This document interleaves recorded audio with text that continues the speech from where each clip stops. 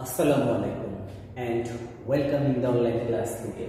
This is our first class of prefix and suffix. Now I am going to discuss prefix and suffix lecture part 1 presented by M.H. Mahin, assistant teacher, literature, MI High School. Dear student, for you better understand, now I am telling Bengali. সুপ্রিয় শিক্ষার্থীরা, আজকে এই lecture part 1 এ আমি তোমাদের বোঝার সুবিধার্থে ইংরেজি ভাষার পাশাপাশি বাংলা ভাষা ব্যবহার করছি। সুপ্রিয় শিক্ষার্থীরা, সবাইকে স্বাগতম জানিয়ে আমি শুরু করছি আজকের আলোচ্য বিষয় অ্যাফিক্স। সুপ্রিয় শিক্ষার্থীরা, অ্যাফিক্স তাহলে এখানে প্রিফিক্স, এখানে সাফিক্স। সুপ্রিয় শিক্ষার্থীরা, খেয়াল করুন, এই অ্যাফিক্সের দুটি সন্তান ধরো, প্রিফিক্স এবং সাফিক্স। অ্যাফিক্স হলো রুট, অর্থাৎ মূল শব্দটা সংযোজন করা, অর্থাৎ মূল শব্দের সাথে আগে পরে শব্দ যুক্ত করে সংযোজন করা। তো প্রিফিক্স হলো উপসর্গ বাংলায়, সাফিক্স হলো প্রত্যয়। ইংরেজিতে উদাহরণ দিয়ে দিই তাহলে বুঝতে পারবে। যেমন ধরো এখানে ফ্রি আছে, এর সাথে যোগ করলাম ডম, ফ্রিডম, পিছনে যোগ করেছি, এই জন্য এটা হলো সাফিক্স। এখানে যদি লেখা আছে বি ফিট, এর সাথে যুক্ত করেছি বি, অর্থাৎ এটা হলো প্রিফিক্স। যদি শব্দের সামনে যুক্ত হয় প্রিফিক্স, শব্দের পিছনে যুক্ত হলে সাফিক্স। আশা করি সুপ্রিয় শিক্ষার্থীরা বুঝতে পেরেছো। তাহলে আমি যদি বাংলায় একটা উদাহরণ জানি, ধরো তোমাদের বিদ্যালয়ের যে চেয়ার বা টেবিল, যে বেঞ্চ আছে, এটা তো এমনি করে হয়ে যায়নি। গাছ থেকে কাঠ, তারপরে এটা মিস্ত্রি, বিভিন্ন সংযোজনের ফলে তৈরি হয়ে আমাদের সামনে ভাসমান যে এটা একটা টেবিল। তদ্রুপ প্রত্যেকটা বিষয়ের পেছনে নেপথ্যে কিছু স্ট্রাকচার থাকে। যেমন এই সাফিক্স প্রিফিক্স আমরা আয়ত্তে আনতে গেলে ফার্স্ট অফ অল আমাদের সর্বপ্রথমে জানতে হবে formation of noun, adjective, verb, adverb. সুপ্রিয় শিক্ষার্থীরা, আমাদের দেশে বেশিরভাগ দেখা যায় যে আমরা পড়াতে যে শিক্ষক মহোদয় অনেক সময় আমরা যে পার্টস অফ স্পিচকে আমরা গুরুত্ব দিই না, এটা আড়াল করে যাই, গদবাঁধা পড়াতে থাকি। আমি হল অফ করে বলতে পারি যে যদি কোনো স্টুডেন্ট তার আয়ত্তে যে পার্টস অফ স্পিচটা চলে আসে, তাহলে গ্রামারের 80% তার নাগালে চলে আসতো। তারই নমুনা স্বরূপ আজকে আমি দেখব যে আমরা সবাই দেখব যে আসলে এটা এই পার্টস অফ স্পিচ কেন এতটা প্রয়োজন। তাহলে আমরা শুরু করি আজকে এই প্রিফিক্স সাফিক্সের প্রথমেই formation of noun. Formation of noun Bangla করলে যার অর্থ হলো নাউনের গঠন। আমাদের শিক্ষক মহোদয় ছোটবেলা আমাদেরকে শিখিয়েছিল যে তোমার চোখে যা দেখবে সবই নাউন। আমি ঠিক আছে, এটা বাংলার ক্ষেত্রে আমি মানলাম। এখন আমি চোখে দেখতেছি যে লেখা আছে এখানে, তারপরে লেখা আছে যে বিউটিফুল, তারপর লেখা আছে যে ফ্রেন্ডশিপ। এখানে তিনটা শব্দই আমি দেখতেছি। সুপ্রিয় শিক্ষার্থীরা, এখন আমি তো আইডেন্টিটি করতে পারছি না তিনটা শব্দের কোনটা কি। যেমন ওয়ার্ডের শেষে এ থাকলে অ্যাডজেক্টিভ, ফুল থাকলে অ্যাডজেক্টিভ, শিপ থাকলে নাউন। তাহলে এগুলো জানার জন্যই যে যখন আমার পরিবর্তন করতে হবে, প্রিফিক্স সাফিক্স বানাতে হবে, তাহলে আমাকে নিশ্চয়ই জানতে হবে আমার গঠনগুলো। তাহলে কথা না বাড়িয়ে আমরা গঠনের স্টেপটা দেখিয়ে দিই যে কি থাকলে আমি কিভাবে পরিবর্তন করব। যদি কোনো ওয়ার্ডের শেষে সি পাই, টিএইচ পাই, এমটি পাই, ডম পাই, শিপ পাই, তারপরে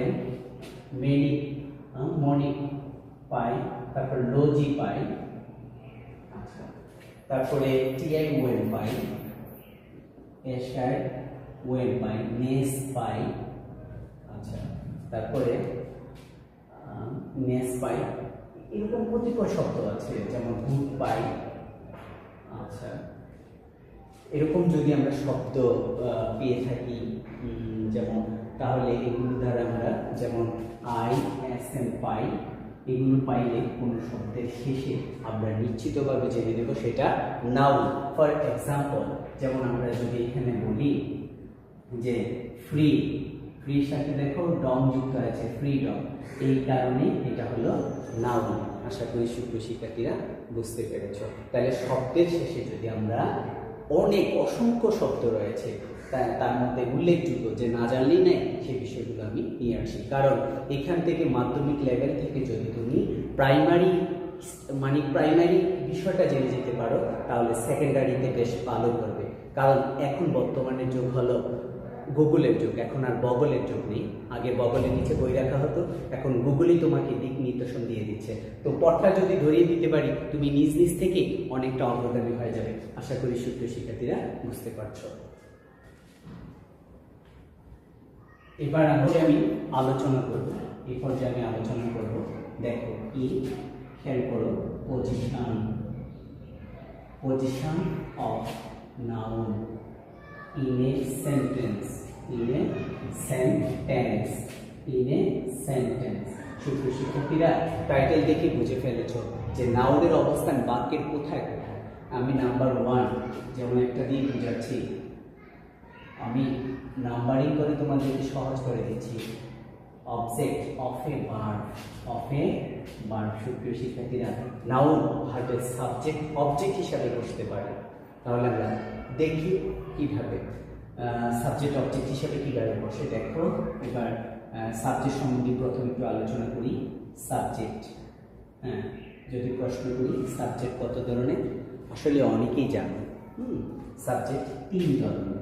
নাম্বার 1 সিঙ্গেল, আচ্ছা। নাম্বার 2 কম্পাউন্ড, নাম্বার 3 ইমপ্লাইড, আচ্ছা। এখানে যদি আমি উদাহরণটা নিই, দেখো উদাহরণ টানলে যেটা খুবই ইম্পর্টেন্ট সেটা দিচ্ছি, আর বাকিটা মুখে বলে চলবে। দেখো এখানে যদি আমি বলি he is a good boy বা হি ইজ এ টিচার, তাহলে এখানে এই যে হিটা সিঙ্গেল, আর এখানে যদি বলি কামাল এন্ড জামাল আর ফ্রেন্ডস, আর এখানে ইমপ্লাইডের বাংলা হলো উজ্জু। দেখো সাবজেক্ট ছাড়া সেন্টেন্স হয় না, কিন্তু নিশ্চয়ই এখানে একটা সাবজেক্ট আছে, তার লুকানো আছে, আমরা মনে মনে ধরে নিতে হবে ইউ, সেকেন্ড পারসন, তাহলে এই পারসনটাকে ইমপ্লাইড সাবজেক্ট বলে। আশা করি সুপ্রিয় শিক্ষার্থীরা বুঝতে পেরেছ।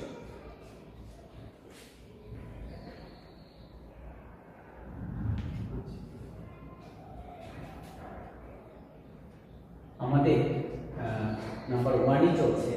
এখন আমরা যে সাবজেক্ট হিসাবে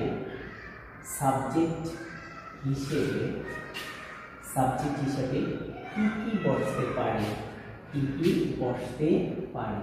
সাবজেক্ট হিসাবে কি বসতে পারে সুপ্রিয় শিক্ষার্থীরা, সাবজেক্ট হিসাবে কি বসতে পারে। নাম্বার 1 নাউন বসতে পারে, নাম্বার 2 প্রোনাউন বসতে পারে, নাম্বার 3 নাউন ফ্রেজ বসতে পারে, নাম্বার 4 যেখানে ফ্রেজ বসতে পারে, শুধু ফ্রেজ বসতে পারে, নাম্বার 5 জিরান বসতে পারে, নাম্বার 6 ইনফাইনিটিভ বসতে পারে, সুপ্রিয় শিক্ষার্থীরা আমি উদাহরণ দিয়ে দিচ্ছি। যেমন noun Kamal is a good boy, এখানে কামালটা হলো নাউন। প্রনাউন এই কামালেরই যদি আমি করি হি ইজ এ প্রনাউন, মানে he is a good boy, তাহলে এই যে কামালের হিটা হলো প্রনাউন। নাউন ফ্রেজ আমি যদি এটা করি his father is a teacher, ওই যে হিজ ফাদার প্রসেসিভ কেজের পরে নাউন হয়েছে, এই শব্দটি হলো নাউন ফ্রেজ। আর শুধু যদি ফ্রেজ দিয়ে করি keep and keep refers to your relatives, জিরান দিয়ে যদি করি, জিরান হলো ভার্বের সাথে আইএনজি যুক্ত করলে জিরান হয়ে যায়, যা নাউন ভার্বের কাজ করে। যেমন swimming is good for health, infinitive অর্থাৎ টু যুক্ত ভার্ব। যেমন টু অ্যার ইজ হিউম্যান, মানুষ মাত্রিক গুণ। আচ্ছা, আশা করি বুঝতে পেরেছ। এগুলো কি হতে পারে, সাবজেক্ট হিসাবে বসতে পারে। তাহলে আমাদের সাবজেক্টের বিষয়টা গেল টোটালি। এ পর্যায়ে আমরা আলোচনা করব যে অবজেক্ট সম্বন্ধে আলোচনা করব। অবজেক্ট হলো 2 ধরনের, number 1 direct, number 2 indirect. Number 2 indirect. আচ্ছা, এটা দিয়ে বোঝাচ্ছে থিংস, এটা দিয়ে বোঝাচ্ছে থিংস, এটা দিয়ে বোঝাচ্ছে পার্সন, এটা দিয়ে বোঝাচ্ছে পার্সন। আমি एग्जांपल দেই তাহলে সহজ হয়ে যাবে। হি gave me a pen। সুপ্রিয় শিক্ষার্থীরা দেখো, খেয়াল করো, এখানে দেখো যে ওই যে বলেছি সাবজেক্ট ভার্বের অবজেক্ট হিসাবে সাবজেক্ট মানে বসতে পারে। যেমন দেখো এখানে যে মি এটা একটা অবজেক্ট, পেন এটা একটা অবজেক্ট। তবে খেয়াল রাখবো সবসময় ডিরেক্টের আগে ইনডিরেক্ট বসে, ডিরেক্টের আগে ইনডিরেক্ট বসে। ইনডিরেক্ট হলো পার্সন আর ডিরেক্ট হলো মানে বস্তু, থিংস।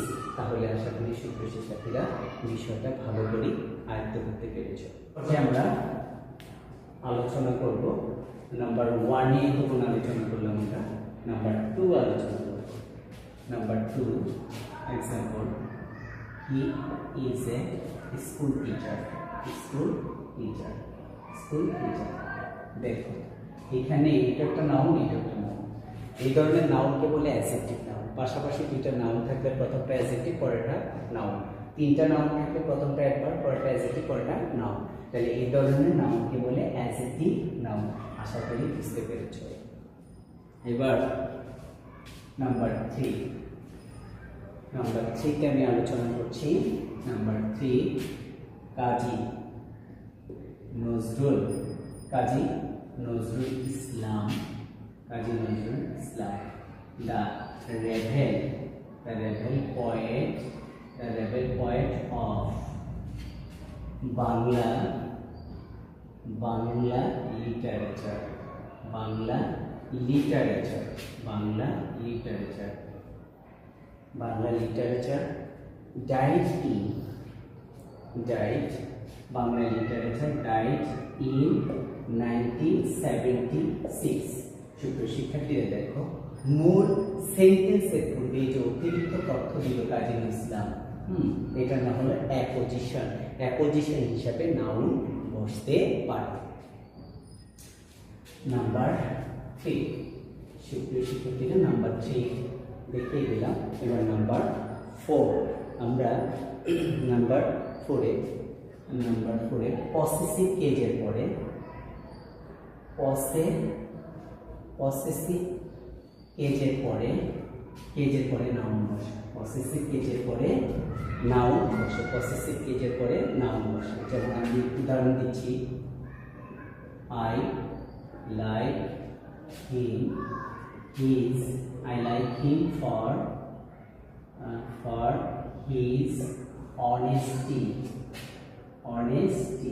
দেখো এটা হলো পসেসিভ কেজ, এটা হলো পসেসিভ কেজ। পসেসিভ কেজের পরে নাউন হয়। শিক্ষার্থীরা এবার আমি দেখাবো নাম্বার 5 যে প্রিপোজিশনের অবজেক্ট হিসাবে নাউন বসে। যেমন he is fond of cricket, আর এইভাবে দেখে দিই, no, any, many, much, more, few. এইসব শব্দের পরে সবসময় নাউন বসে।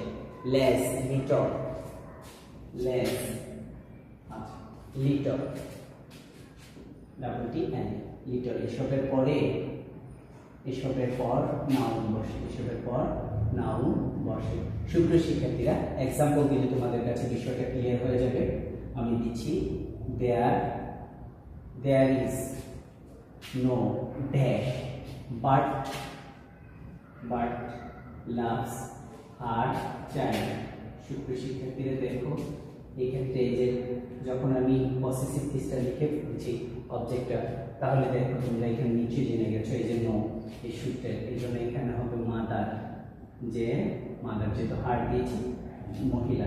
আচ্ছা, there is no mother but loves her child. আশা করি সুপ্রিয় শিক্ষার্থীরা বুঝতে পেরেছ। তাহলে আজকে এই লেকচার পার্ট 1-এ প্রিফিক্স সাফিক্সে আমি বিপ্লব অফ নাউন অর্থাৎ নাউনের খুঁটিনাটি শেষ করলাম। আদি অন্ত শেষ করতে পারা সম্ভব না, কারণ যেহেতু সময় ক্ষেপণ করা যাবে না, তোমাদের কথা মাথায় রেখেই আমি চেষ্টা করছি। আর ভুল ত্রুটি হলে শুধরে নিবে। আজকের মতো কথা না বাড়িয়ে এখানে শেষ করলাম। পরবর্তী লেকচার দেখার প্রত্যাশায় রইলাম। এই বলে বিদায় নিলাম। আল্লাহ হাফিজ।